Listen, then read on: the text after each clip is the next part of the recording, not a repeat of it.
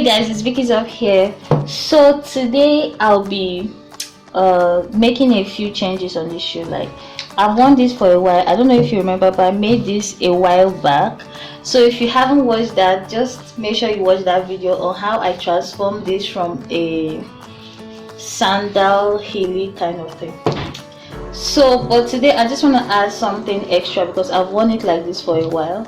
So I just want to add a little bit of fur to it. So the first thing I'm gonna do is I already cut out for one pair. I'm just gonna go ahead and cut out the second pair just using same measurement.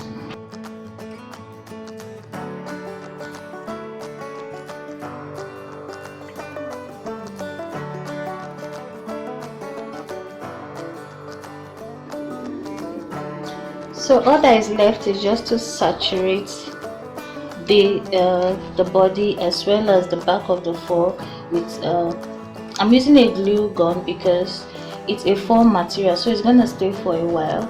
So I'm just gonna spread it evenly.